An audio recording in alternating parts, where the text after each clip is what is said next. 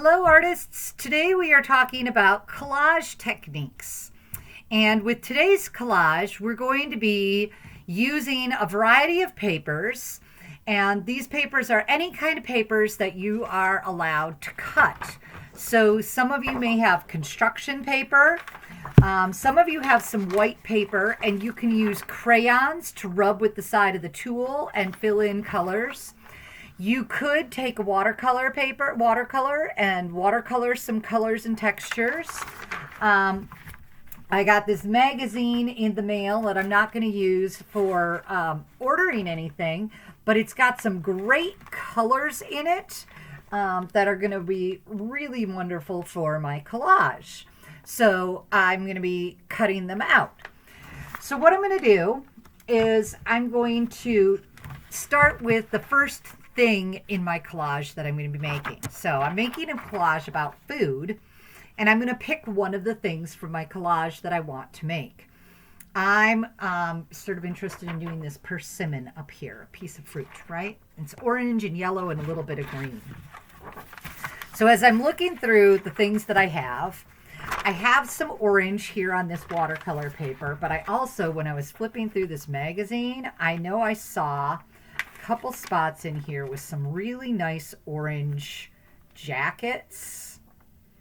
And so I'm going to start there. That one's kind of pink.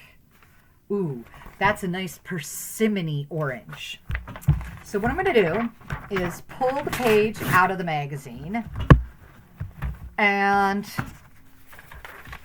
I'm going to organize my stuff here a little bit. And what I'm going to do is I'm going to get a marker to draw the shape of the persimmon. So I'm looking at my picture that I drew earlier, my sketch, and I'm going to turn my screen here.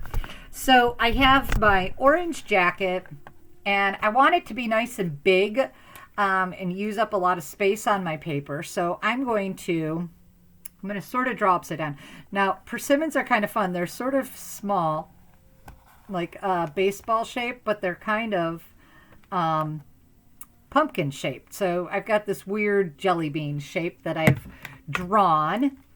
And now I'm just going to cut that out.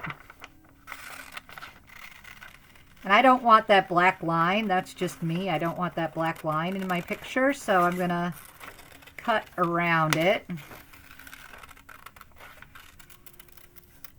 Okay, and I feel like it's kind of wide, so I'm going to cut that off. And what's on the back here? Okay, so now I have my persimmon, and I'm just going to put that up on my sketchbook. And I want to have the green detail from that. I had some other papers here that I've used. Oh, look at that. That'll be great. Now, I don't need a lot here, so I'm going to cut out this part. Let's see. And then it's kind of that star shape. So I'm just going to cut zigzag lines for and put that on my persimmon. It looks like a tomato instead of a persimmon, but persimmons are kind of tomato-ish. So now I've got that. Now, my other things that I have, I was kind of thinking I wanted to do this chocolate chip muffin here. So I'm thinking about the size of my hand. And I don't want the letters in there, so I'm just going to cut around them. I'm going to make it nice and big because A, it's a muffin, yummy. B, it's chocolate chip. I mean, it should be big, right? Now, I've got my muffin shape, and I've taken the wrapper off because it's important. You want to get to the muffin quickly. I could use some of this black here and cut out little chocolate chips, or I could draw chocolate chip shapes. And I'm going to draw over top some of these things that are because it should be filled with chocolate chips, right? There should be like lots of chocolate chips. Okay. Now, if you have a hole puncher, hole punchers work great for this. I just don't happen to have one. For little shapes like chocolate chips. So I'm going to add that to my collage. Now, as I'm looking at my composition here, I have my mug of coffee. I have my banana split that has chocolate ice cream, but it needs its whipped cream and it needs a cherry yet. And then I have my muffin. Now, I also have my persimmon up here, and I need to think about the rest of my composition. When we looked at the Wayne Thiebaud artworks, he did rows of cakes all nice and organized, and I'm sort of started out like that, and I haven't glued my pieces down yet, so I could move them, and maybe I move my persimmon up here and go there. And now I could put my asparagus down here.